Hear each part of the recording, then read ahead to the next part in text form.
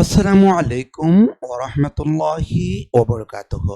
সম্মানিত আমার ছোট্ট ছোট্ট বন্ধুরা, আশা করি তোমরা সকলেই অনেক অনেক বেশি ভালো আছো।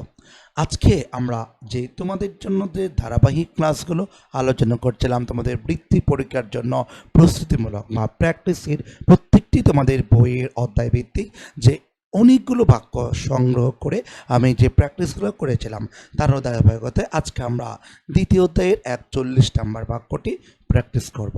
তো তোমরা যদি ভালো করে বুঝতে চাও অবশ্যই ক্লাসটি না টেনে শেষ অবধি পর্যন্ত দেখার জন্য চেষ্টা করবে। আমি তোমাদের কাছে সবিনয় অনুরোধ করব, প্রত্যেকটি ক্লাস তোমরা যদি ধারাবাহিক দেখতে পারো, আমার মনে হয় যে তোমরা এগুলো নিয়ে আর কোনো ঝামেলা হবে না। ঠিক আছে? আচ্ছা, এরপর আমরা পরবর্তী দেখে নিচ্ছি। তো 41 নম্বর যে বাক্যটা আছে সেটাতে আমরা সাবজেক্ট দেখতে পাচ্ছি রেইন। রেইন মানে হচ্ছে কি বৃষ্টি হওয়া বা কোনো একটা জিনিস বলতে পারি, বা এখানে আমরা, ঠিক আছে। তো এখন বলছে দ্য প্ল্যান্টস অর্থাৎ চারাগুলো যোগ্য অর্থাৎ বৃদ্ধি পেতে এই বৃষ্টি আমাদের সাহায্য করে। যেহেতু সাবজেক্টটি থার্ড পারসন সিঙ্গুলার আছে সেহেতু আমরা কি করতে পারি, এখানে যখন হেল্প বসাবো সেটার সাথে আমরা এস যোগ করব। জানি কি সাবজেক্টটি যখন থার্ড পারসন সিঙ্গুলার নাম্বার হয় তাহলে মূল ভার্বের শেষে আমাকে এস বা এস যোগ করতে হবে। তো আমরা এখানে এস যোগ করলাম। আশা করি আমরা বুঝতে পেরেছি। এরপর আমরা পরবর্তী 42 নাম্বার দেখব। দেখতে পাচ্ছি ডাস আছে। একটা জিনিস মনে রাখবেন, যদি কখনো কোনো একটা বাক্য ডাস দ্বারা শুরু হয় অথবা ডু দ্বারা শুরু হয় অথবা ডিড দ্বারা শুরু হয়, অবশ্য ওই বাক্যের শেষে অবশ্যই কি থাকবে, প্রশ্নবোধক চিহ্ন থাকবে। এটা হচ্ছে কি ইয়েস নো কোয়েশ্চেন। আমরা যে প্রশ্ন করতে পারি না তার মধ্যে এটা এক ধরনের প্রশ্ন, অর্থাৎ এই প্রশ্নটা হচ্ছে আমরা কি করি যে আপনার ইয়েস নো কোয়েশ্চেন মানে কোয়েশ্চেন করতে পারি আমরা। ঠিক আছে? এরপর আমরা এখান থেকে দেখতে পাচ্ছি যে এখানে ডাস আছে, আর এই যদি ডাস থাকে তাহলে এরপর যে শূন্যস্থানে ভাড়া বসাতে হবে সেটা অবশ্যই বি1। কেননা আমরা জানি কি সাবজেক্টের পর যদি ডু নট বা ডাজন্ট থাকে সেক্ষেত্রে কিন্তু বি1 হয়। তো এইখানে ইন্টারোগেটিভ করেছে, ডাসটা শুরুতে চলে আসবে, এরপর কিন্তু অবশ্যই সর্বদা আমরা বি1 করব। ঠিক আছে? এই যে প্রবাই যেভাবে আছে সেভাবে বসিয়ে দিলাম। তার মানে এই জায়গাতে ডু থাকতে পারে, ডাস থাকতে পারে, ডিড থাকতে পারে, যেটাই থাকুক না কেন, কিন্তু আমি যখন ভার্বটা বসাবো সেটা অবশ্যই ভার্বের প্রেজেন্ট ফর্ম করতে হবে। আশা করি আমরা বুঝতে পেরেছি। এরপর আমরা 43 নম্বর যে প্র্যাকটিসটা আছে সেটি দেখে নেব। ওই যে একটু আগে বলেছিলাম আপনাদের, এর আগেও তো বলা হয়েছিল যেখানে লিখে আছে the garden third person singular, কিন্তু আমাদের এখানে দেয়া আছে নট লোক দেয়া আছে, দুইটা শব্দ।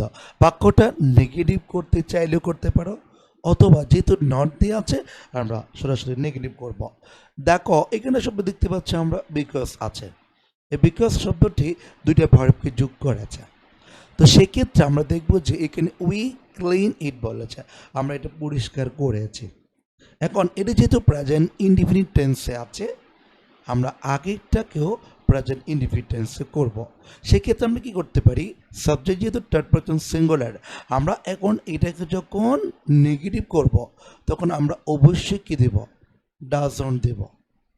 ঠিক আছে? বা ডাজ নট, তারপর যেটা লোক আছে এই লোকটি যেভাবেই আছে সেভাবে বসিয়ে দেব। অর্থাৎ আনসারটা হচ্ছে এমন, the garden doesn't look dirty because we clean it. এরপর আমরা 44 নাম্বার দেখব। 44 নম্বর আমরা দেখতে পাচ্ছি দ্য ফ্রগস বলেছে, অর্থাৎ বেঙ্গলো into the water when the বলছে দে সি আস। আচ্ছা, এখানে জাম্প বলেছে, অর্থাৎ যখন আমাদেরকে ব্যাঙ আমাদের দেখে তখন তারা লাফ দেয়। ঠিক আছে? এখন সাবজেক্টটি যেহেতু প্লোরাল করেছে, তা আমরা এখন যে জাম্প যে শব্দটা যেভাবে দেখতে পাচ্ছি আমরা সেভাবে বসাই দেব, বা এই শব্দের সাথে আমরা কখনো এস বা ইএস যোগ করবো না। কেন যোগ করবো না? আমার সাবজেক্টটি হচ্ছে প্লোরাল, এই কারণে। ঠিক আছে? আশা করি আমরা বুঝতে পেরেছি। এরপর আমরা 45 নম্বর দেখব। 45 নম্বর আমরা দেখতে পাচ্ছি সিকলস, ঠিক আছে। এরপর বলছে আ শার্প টুলস, এখানে বি ভার্ব ব্যবহার করতে বলছে। আমরা বি ভার্ব বলতে কোন ভার্বগুলোকে চিনি জানো?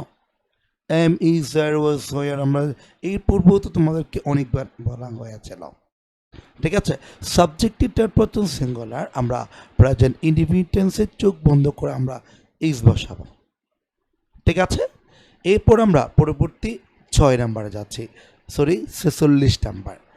আচ্ছা, মানে এই ক্লাসের 6 নাম্বার। এরপর আমরা দেখব এই 6 নাম্বারে বা 46 নাম্বারে সাবজেক্ট আছে উই, ঠিক আছে। সাবজেক্ট কি আছে? উই আছে। তো এখানে বলেছে প্রাউড অফ আওয়ার গার্ডেন। তো সেক্ষেত্রে আমরা যদি কি করতে চাই, যে এখানে যেটা ফিল শব্দ আছে, এই ফিল শব্দটা আমরা এখানে বসাতে যাই, তাহলে যেভাবে আছে সেভাবে বসাবো, বা এই শব্দের সাথে আমরা কখনো এস বা ইএস যোগ করব না। কেন যোগ করব না? আমার সাবজেক্টিভ ফার্স্ট পারসন প্লুরাল। আমরা কখন এস বা ইএস যোগ করি? যখন সাবজেক্টিভ থার্ড পারসন সিঙ্গুলার হয়, তখন কিন্তু মূল ভার্বের শেষে এস বা ইএস যোগ করতে হয়, ঠিক আছে। এর সাথে এস অথবা ইএস যোগ করতে হয়। আশা করি আমরা বুঝতে পেরেছি। এরপর আমরা 47 নাম্বার দেখব।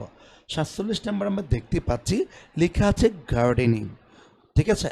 যদি কখনো কোনো একটা শব্দের বা বাক্যের শুরুতে ভার্বের সাথে আইএনজি যুক্ত হয়ে নাউনের মতো কাজ করে সাবজেক্টের জায়গায়, সেটাকে আমরা জেরান বলে। আর যদি এমনটা হয়, তাহলে সেক্ষেত্রে আমরা ভার্বটি সর্বদা থার্ড পারসন সিঙ্গুলার রূপে ব্যবহার করব। তার মানে এখানে বি ভার্ব ব্যবহার করতে বলেছে, তাই না? যেমন বি ভার্ব বলতে আমরা জানি কি M is R, M is R. তো এইখান থেকে আমরা কি করব? ইজ বসাবো, কেননা আমার সাবজেক্টটি থার্ড পারসন সিঙ্গুলার, এই কারণে। আশা করি আমরা বুঝতে পেরেছি। এরপর আমরা পরবর্তী 48 নাম্বার দেখব। 48 নাম্বার দেখতে পাচ্ছি দ্য সান, এটা হচ্ছে থার্ড পারসন সিঙ্গুলার, একেবারেই ক্লিয়ারলি বলতে পারে। এখন third person singular brightly on the sunflower বলছে শাইন দিয়েছে, মানে কিরণ দেওয়া। আমরা যখন এই শব্দটি এই জায়গাতে বা এই গ্যাপে বসাবো, তখন এই যে এখানে আমরা একটা এস যোগ করব। কেন এস যোগ করব?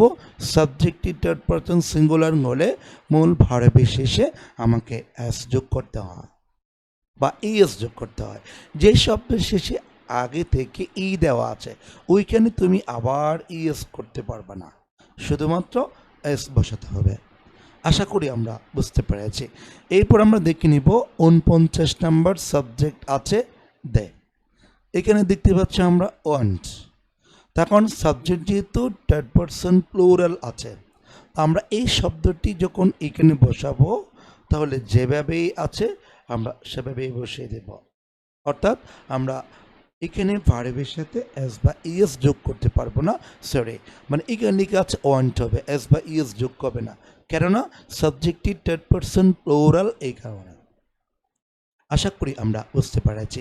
এরপর আজকের ক্লাসের বা এই প্র্যাকটিসের অধ্যায়, দ্বিতীয় অধ্যায়ের, আমাদের পঞ্চম শ্রেণী বইয়ের দ্বিতীয় অধ্যায়ের আমি 50টি প্র্যাকটিস যুক্ত করেছিলাম। তার মধ্যে আমরা সর্বশেষ প্র্যাকটিসটি আজকে আলোচনা করছি। পরবর্তী আমরা ইউনিট 3 থেকে ধারাবাহিক সম্পূর্ণ বইয়ের প্র্যাকটিসগুলো আলোচনা করবো ইনশাআল্লাহ। আচ্ছা, এরপর দেখো তো এখানে লেখা আছে হ্যাপিনেস। হ্যাপিনেস মানে কি? যে আমরা জানি কি বা এক কথায় ভালো একটা অবস্থা, কেমন? আচ্ছা, এখন আমাদের কি কেন বলেছে ফ্রম, তারপর লেখা আছে সিং, এরপর লেখা আছে নেচার, হ্যাঁ, প্রাকৃতিক কাম শব্দ দিয়ে আছে। সাবজেক্টটি হচ্ছে অ্যাবস্ট্রাক্ট নাউন, আমরা দেখতে পাচ্ছি। যেহেতু অ্যাবস্ট্রাক্ট নাউন আছে, এটা আমরা থার্ড পারসন হিসাবে নিতে পারি। আমরা যখন এই কাম শব্দটি এই জায়গাতে বসাবো শূন্যস্থানে, তখন অবশ্যই আমাকে একটা এস যোগ করতে হবে। কেন করতে হবে? ওই যেমন সাবজেক্টটি থার্ড পারসন সিঙ্গুলার, এই জন্য সাবজেক্টটি থার্ড পারসন সিঙ্গুলার নাম্বার হলে মূল ভার্বের শেষে এস বা ইএস যোগ করতে হয়। আশা করি আমরা বুঝতে পেরেছি। তো আজকে ক্লাসটি এখানে শেষ করছি। সবাই ভালো থাকবেন, সুস্থ থাকবেন। আসসালামু আলাইকুম ওয়া রাহমাতুল্লাহ।